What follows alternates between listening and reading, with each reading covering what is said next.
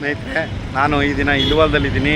ಇಲ್ವಾಲ್ದಲ್ಲಿ ಏನು ಚಿಕ್ಕನಹಳ್ಳಿಗೆ ಹೋಗುತ್ತೆ, ಆ ಚಿಕ್ಕನಹಳ್ಳಿ ಅಂದರೆ ಕುಬೇರನಂದ ಸಾಗರ ಏನಿದೆ ಅದು ಆಪೋಸಿಟು ಒಂದು ಲಲಿತಾ ಗ್ರೀನ್ಸ್ ಆಗ್ತಾಯಿದೆ ಲೇಔಟು. ಆ ಲಲಿತಾ ಗ್ರೀನ್ಸ್ ಪಕ್ಕದಲ್ಲಿ ಸ್ಕೈ ಟಾಪಲ್ಲಿ ಒಂದು ಸೈಟ್ ಇದೆ, 30-40 ಈಸ್ಟ್ ಫೇಸಿಂಗು, ತುಂಬ ಚೆನ್ನಾಗಿದೆ. ಲಲಿತಾ ಗ್ರೀನ್ಸ್ಗೆ ಅಟ್ಯಾಚ್ ಆಗಿರೋವಂಥ ಒಂದು ಸೈಟು. ಅದು ಇವಾಗ ನಿಮಗೆ ಕರ್ಕೊಂಡು ಯಾವ ರೀತಿ ಹೋಗೋಣಪ್ಪ ಅಂತ ತೋರಿಸ್ಕೊಡ್ತೀನಿ ಸ್ನೇಹಿತರೆ. ಇದೇ ಸ್ಟ್ರೈಟ್ ರೋಡು ಸ್ನೇಹಿತರೆ. ಹಿಂಗೆ ಈ ರೀತಿ ಬಂದರೆ ಇದು ಕುಬೇರನಂದ ಸಾಗರ. ಇಲ್ಲೇನು ಕಾಣಿಸ್ತಿದೆ ಕುಬೇರನಂದ ಸಾಗರ. ಮತ್ತು ಈ ಲಲಿತಾ ಗ್ರೀನ್ಸ್ ಏನು ಬೋಲ್ಡ್ ಹಾಕಿದರೆ ಇಲ್ಲಿ ಒಳಗಡೆನೇ ಹೋಗಬೇಕು. ಲಲಿತಾ ಗ್ರೀನ್ಸ್ ಪಕ್ಕದಲ್ಲಿರೋವಂಥ ಒಂದು ಸೈಟು ನೋಡಿ. ಅಲ್ಲಿ ಏನು ಹೈಟಾಗಿ ಕಾಣಿಸ್ತಿದೆ ಅದೇ ಲಲಿತಾ ಗ್ರೀನ್ಸು. ಇದು ಸುಮಾರು ಒಂದು 10 ಎಕರೆಯಲ್ಲಿ ಲಲಿತಾ ಗ್ರೀನ್ಸ್ ಎಂಬ ಒಂದು DTCP ಅಪ್ರೂವ್ಡ್ ಲೇಔಟು ಇದು ಸುಂದರವಾಗಿ ನಿರ್ಮಾಣ ಆಗ್ತಿದೆ.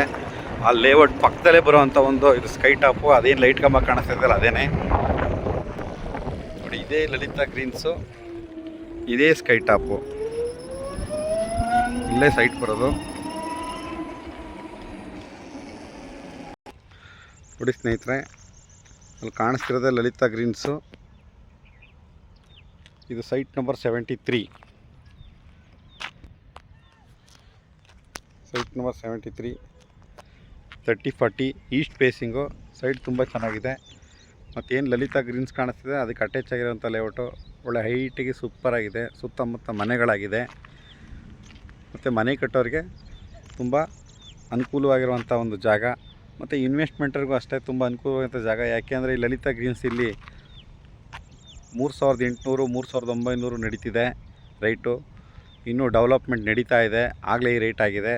ಫ್ಯೂಚರ್ಲಿ ಇದು ರೈಟ್ ಆಗ್ಬೋದು. ಇನ್ವೆಸ್ಟ್ಮೆಂಟ್ಗೂ ಒಳ್ಳೆ ಜಾಗ. ಯಾರ್ಯಾರು ಇದ್ದರೆ ಕಾಂಟ್ಯಾಕ್ಟ್ ಮಾಡಿ. 30-40 ಈಸ್ಟ್ ಫೇಸಿಂಗ್, ಸೈಟ್ ನಂಬರ್ 73. ಯಾರು ಇದ್ದರೆ ಕಾಂಟ್ಯಾಕ್ಟ್ ಮಾಡಿ ಸ್ನೇಹಿತರೆ. Thank you.